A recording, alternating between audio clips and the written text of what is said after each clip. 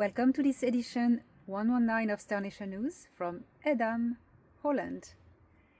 Netherlands are really nice country. They show that you can build beautiful cities, towns, gardens on something that at first you thought wasn't possible. And the beauty is all around you here, everywhere you go.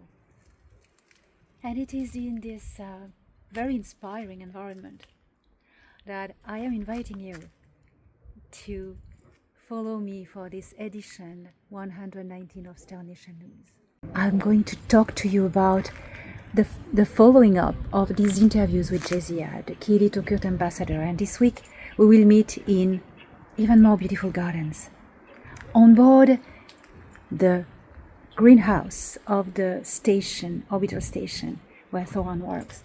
And we are going to talk about ethics, going really in depth into the ethics.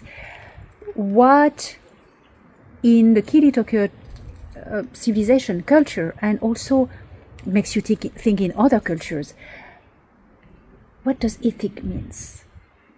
What is the reference grid for ethics in different cultures? You know, different species, different mindset. We're going to talk about the Akara, about also the notion of compassion. What is really compassion in the eye of other cultures who see it differently? This is going to be a very interesting topic today, and I am inviting you to fasten your seatbelts and engage.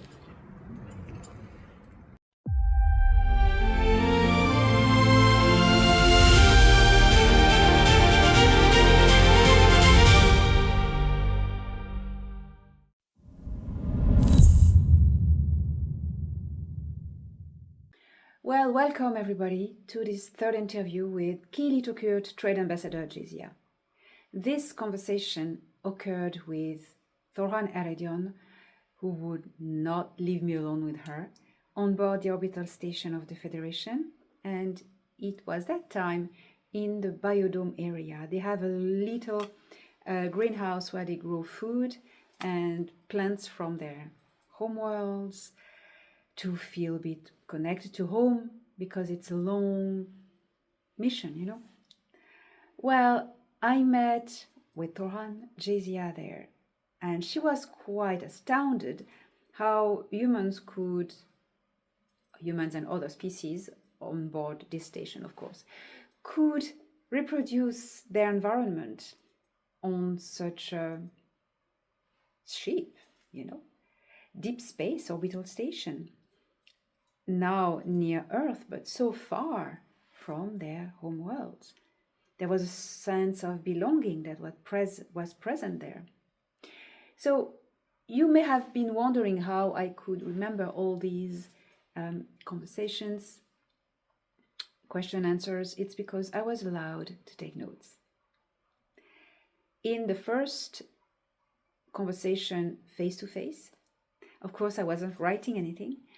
Thor Han recorded everything via my implant that I could replay later on and type everything. That's why I have all the notes of my conversations with Jezya.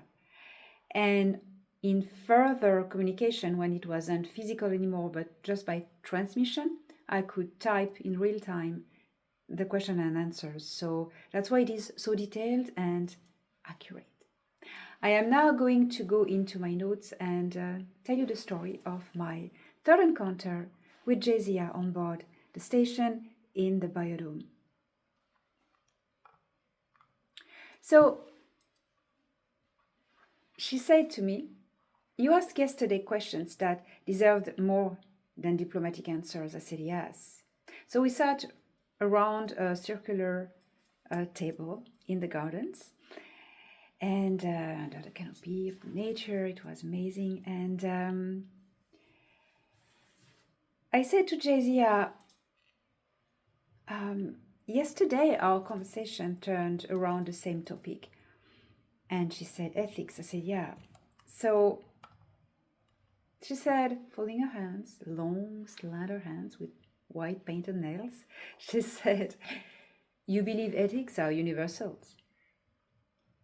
As I believe some principles are, yeah. Such as, well, that suffering should be minimized whenever possible. A very human formulation. You disagree, I asked. I disagree that it is universal. Thor Han was remaining silent, but he knew that was going to go.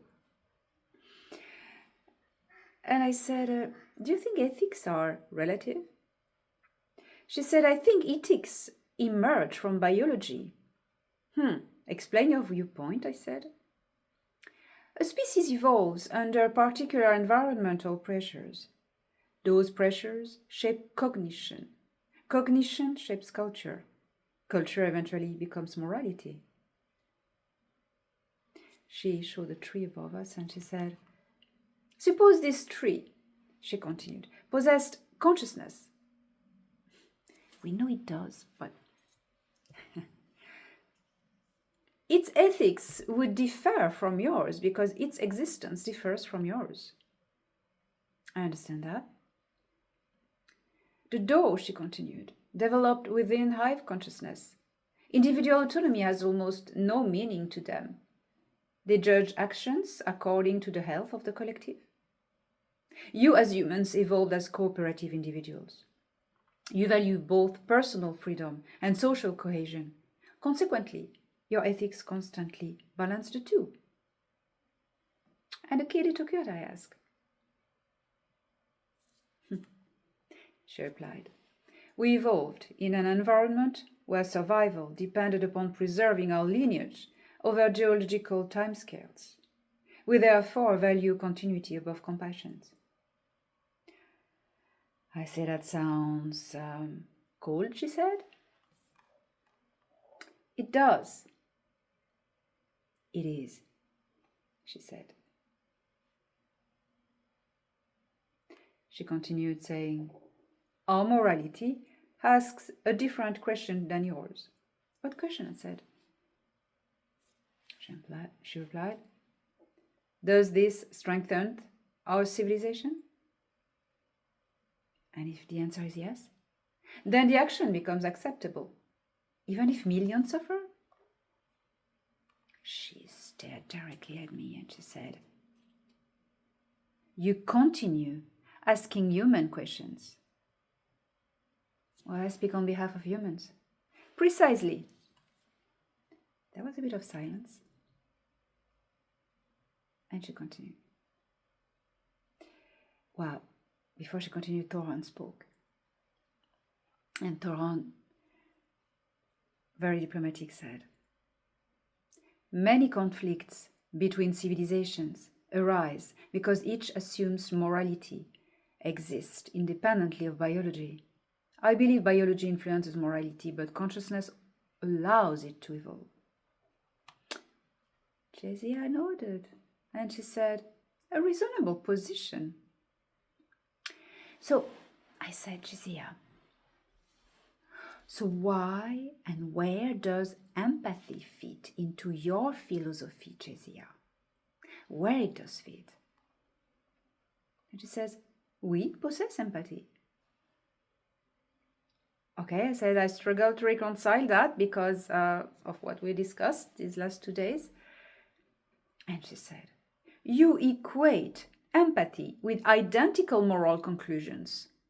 Well, I suppose I do. That is an error. I understand perfectly why you were disturbed by what I told you. Oh, you do? Yes, and yet I would still have made the same decisions expected of my office. Okay, I said, so empathy isn't enough. No, so what is? Wisdom. Thor Han smiled. He said, I was wondering how long it would take you two before one of you said that. Turned towards him and I said, is wisdom different from ethics?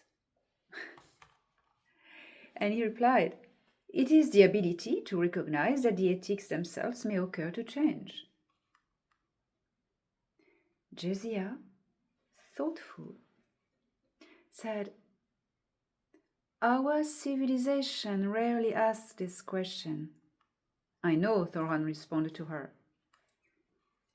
"We ask whether our actions strengthen the Tokurt." "And never whether they should," Thor Han added. She did not answer immediately. For the first time since meeting her, I sensed genuine introspection. And after a moment of thinking, she was within herself. It was difficult because she's not expressive facially, so it was difficult to grasp what was going on within her, you know.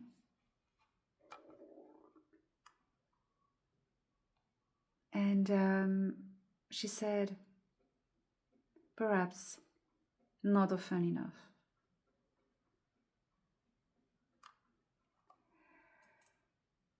That surprised me. And before I could respond to that, suddenly another thought came to my mind, and I said, "Oh, but talking about ethics, what about the mantids, Akara? They seem difficult to classify." And she said, "The Akara are unlike either humans or Tokurt." But I said they are often described as genetic scientists. They are. So for whom do they work? She laughed. For a little bit she went like, "Ha ha ha, for anyone." "Anyone?" I said. "The Akara possess an extraordinary fascination with genetics and biological evolution," Thor Han explained. "Knowledge itself is their primary motivation." "They are not loyal to government," Jezya added. "They are loyal to research, so they'll work for benevolent civilization or malevolent ones." "The Tao," I said. "Yes," she replied. "And the Federation?" "Yes," Thor Han said. "And the Kiily-Tokurt?" I asked Jezya, and she inclined her head. "Yeah, several houses have contracted Akara specialists throughout our history." "They don't choose sides?" I asked. "No," she said, "they choose opportunities." Thor Han stepped in again and elaborated. He said, "The Akara generally evaluate a project according to its scientific value, rather than its political consequences." Jezya continued over this. She said, "They are among the most ethically detached civilizations we know. They rarely ask whether an experiment should be performed.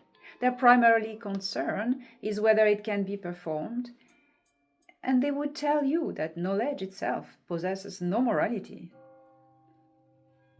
I looked to one and the other, and I said, "And what do you think, Jezya?" "I admire them." Mantids, I expected that. "However, I do not entirely agree with them," she said. "Oh, you surprise me again." "Our interests overlap," she said. "Our philosophies do not."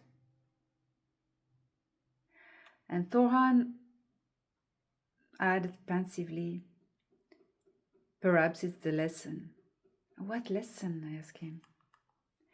He said to me, "Every civilization eventually discovers that intelligence and ethics are not the same thing."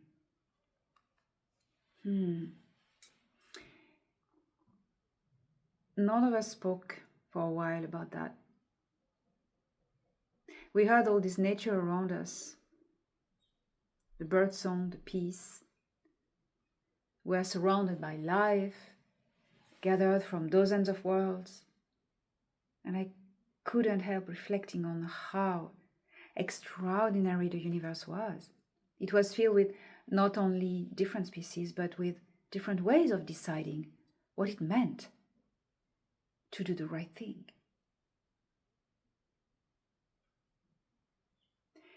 This conversation in the biodome was something very triggering, where we came to the agreement, all three together, being from 3 different worlds,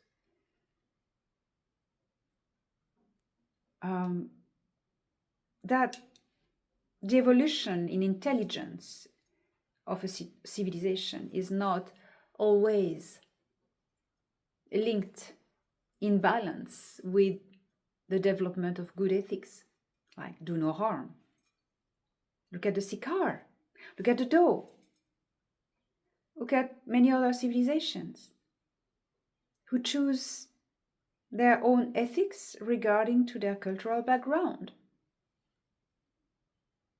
For these civilizations, doing harm is okay, because it's not in their set of cultural thinking. For the Sikar, for instance, doing harm to thousands of worlds was a good thing to grow their civilizations. And the Kiily-Tokurt was the same. Doing harm to people taken into slave trade was something good because it was growing their civilization, their economy. But they didn't take it as doing harm. The Sikar didn't see it either as doing harm. Actually, they didn't care. It wasn't even something bad because it wasn't even a thing. What are humans doing to cows on Earth? They know they cause harm, but they don't want to think about it. They dismiss it. Why? For the good of their own culture. Feed their people. You know it harms, but you still do it for the good of humanity. That's where duality comes into consciousness. Through denial.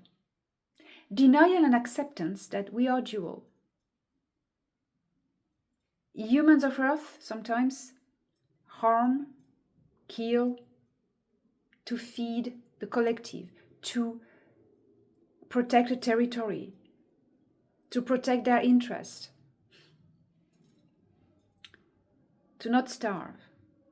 They know they do harm, they know it hurts the animal, or the being, the human, no, this occasion, the child, but they still do it. And that's when we must really question why. They know it hurts. They know it causes harm and distress in the abused being, but they compartmentalize themselves. That's, I'm causing harm to this being, that's this part. And then in the other box, the other part is, I'm feeding my family, or I'm increasing my territory, or I'm doing good for the collective. Man, that's what duality is about. Now in the evolution of consciousness, it is about stop compartmentalizing and open the gate and get the two ones to live in balance. What does it mean? It means acknowledging the suffering, empathy, and taking responsibility for our actions, which is Kiily-Tokurt haven't done yet, although they are super advanced technologically, regarding to humans of Earth, they haven't got there. They still compartmentalize. When you open the pathways, you take responsibility for your actions, all of them. That's when you truly grow. I believe not as Jezya describes the growth of her culture, which is an economic growth. No, the spiritual growth, the evolution.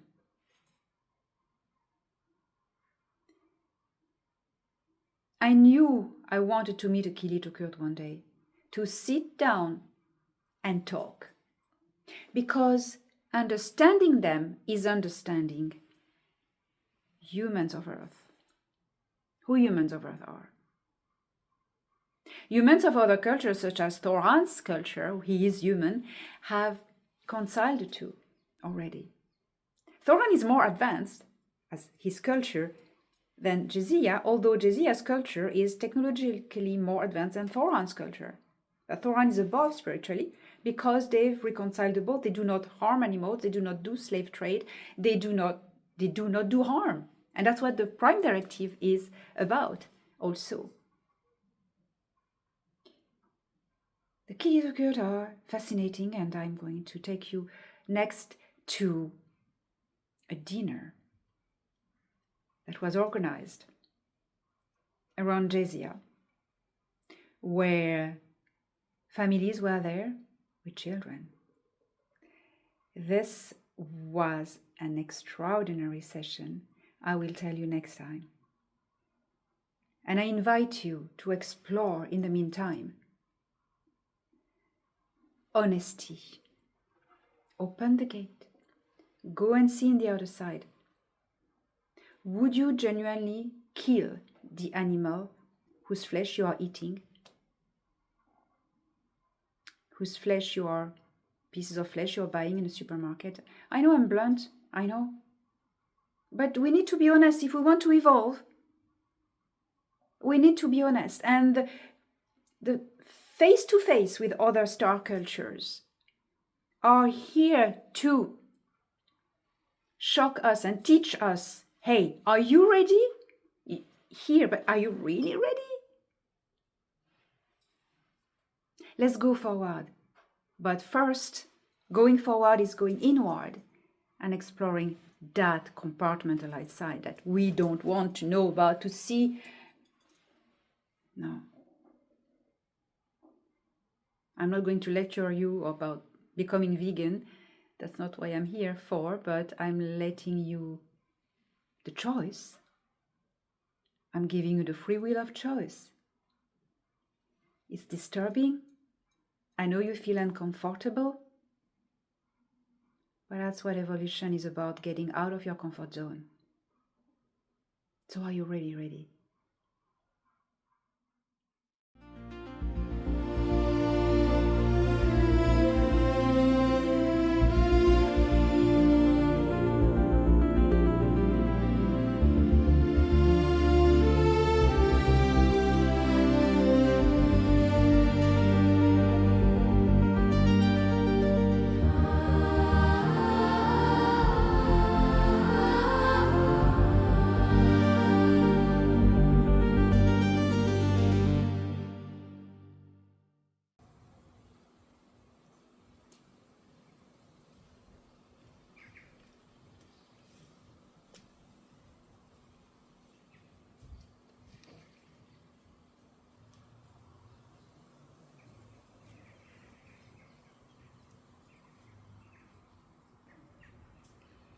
We are not separated.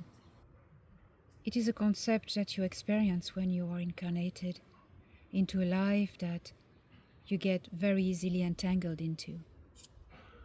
In truth, we are existing beyond the boundaries of flesh, of individuation, of incarnation. The boundaries, the physical flesh boundaries of these bodies are just to maintain the experience of individuality. To be true, we all intersect with each other. There's no even true boundary when you think about matter itself. And the electrons intertwine when you touch a surface. There's no hard boundary. It's all electrical impulses, interaction, frequencies. And in this universal interaction, we do not realize it, but we are all entangled to each other, to the trees, to nature, to the air, to everything we touch. Caressing the hand of somebody else is entangling your electrons with their electrons. there's a bond that is created, an imprint that you will remember. And in this knowing, we realize that we are one in the greater understanding of the electromagnetic universe, creation. We are one, and not only that, in consciousness. There are three constants in time, in space, and in consciousness that we need to integrate as one. Three becomes one. We are not our actions. We are a beautiful fractal of Source Creator. And what we decide to do, our behavior, is who we decide to play, what we decide to do. This is the actions we choose to do, but it is not fundamentally who we are. The actions define how the others perceive you, but is it really you? We make mistakes. We do things we shouldn't have done, that we regret, and then we evolve. And we're not able to do the same things again because we've evolved. We've not evolved. Well, we've evolved, of course, but we've become closer to who we are. That's what evolution is. And this is so beautiful, because when we realize that we are not what we decide to play or to do, comes the question, who are we? Well, we are this creator spark. We are all made of the same substance, a same consciousness fractaled into an infinity of individualities, of hives, of collectives, of single individuals. So when we decide to incarnate into a specific culture and behave as the culture is teaching us, is it really who we are? Talking with Jezya, this cold Kiily-Tokurt individual raised in the Nazi-like culture, I discover someone able of thinking, someone scared, terrified of going out of norms, out of her boundaries, or the boundaries the collective she lives in has taught her. And you will see as our conversations goes that she sometimes expresses this fear of the unknown, the fear of grasping that somewhere out there there's the version of us that already knows that we are not maybe living up to the expectations of Creator, that we may be entangled in a culture who has taught us certain ethics that are in a certain way, that maybe corresponds to who we feel we are, or maybe not. And if not, we feel outcast from the collective within. And its loneliness is terrifying. I felt all that in Jezya as the interviews went on and on and on. The 7 days spent talking with her were very informative to me, and not only about the Kiily-Tokurt and who they are, but about the nature of being, the very notion of perspective.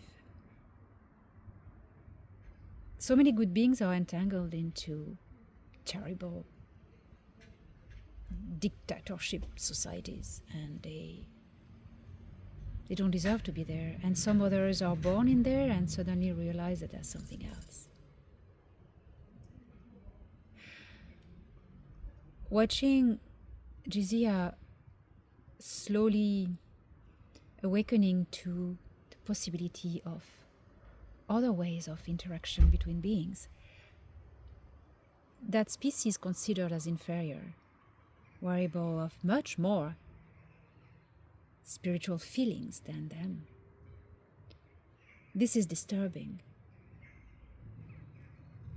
Next time I will take you to this very special event that occurred on an orbital station, a dinner where I was invited, a diplomatic trap for Jezya. You will see, it was excellent. Higher intelligences. Oh my goodness. I'm going to leave you here. Think about the notion of being and the notion of deciding what game we are going to play for the collective, for the evolution. Are we going to play negantropy, entropy? And why? All of these questions needs to be thoroughly meditated. And I think the answer is in who we are, who we really are, and what we decide to do.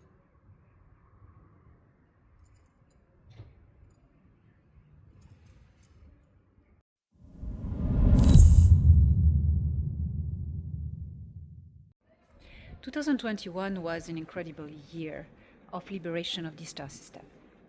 The Dark Fleet was kicked off Antarctica and kicked off the Moon and of Mars. And at the end of the year, all of what remaining of the Dark Fleet was cast out of the star system. They were defeated, this branch.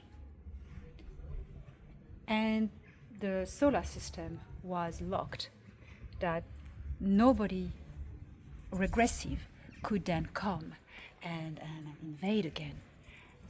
The Greys were expelled, the Sikaar were recently defeated, 2025. You know, a lot have changed and allowed for change. When the Moon was liberated in 2021 from the Greys, I would witness through the eyes of Thor Han fights in space with the spaceships of the Federation and also the Greys ships and Kiily-Tokurt ship, the black triangles, you know. There was such a war with the alliance of the Six that was owning the Moon and Mars and Phobos and Deimos. All of this is related in my book, We Will Never Let You Down. You have all the historical of the events. Since then, the solar system has been rebuilding, you know, the Jupiter agreements, the hub, and the Artemis Accords, the recolonization of the Moon. And thanks to the Earth Alliance, the Galactic Federation of Worlds, the Intergalactic Confederation as well, we can now safely say that the star system is safe. No more fight, no more wars. It's a period of peace, prosperity, and building.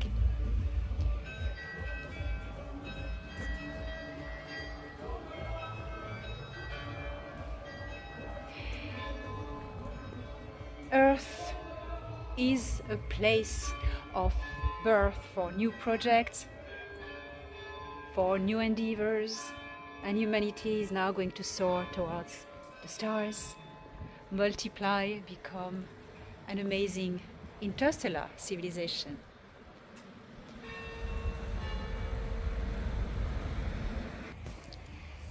That's what is written at the entrance of our star system, this sign for these guys. It's interesting how when the alliance of the Six was defeated, how everything splitted for them. The Kiily-Tokurt decided to help the Galactic Federation of Worlds to find the hybrids that were hidden in that time bubble, you remember, behind the Orion Nebula. And they helped them to neutralize these hybrids cargoes by telling the Federation, hey, don't open them, there are antimatter bombs in them. you know. So the Kiily-Tokurt are finding a way of reintegrating the galactic scene, but they need for that to abandon their practices. This is what they need to do. Will they do it? I don't know. I don't know. We'll see. We'll see. All of this to say that there is no fight on the moon. There is no dark fleet in our star system. There is no Jedi admiral riding through Atlas and reptilian cargoes. There is none of this. This star system has reached peace. And I think humanity now should focus on what they can build together instead of diverting their focus and scattering to listen to distractions. It is now we unite together. It is time we come as one civilization to finally build what we always wanted to see. The future Earth for our children, because we are the architects.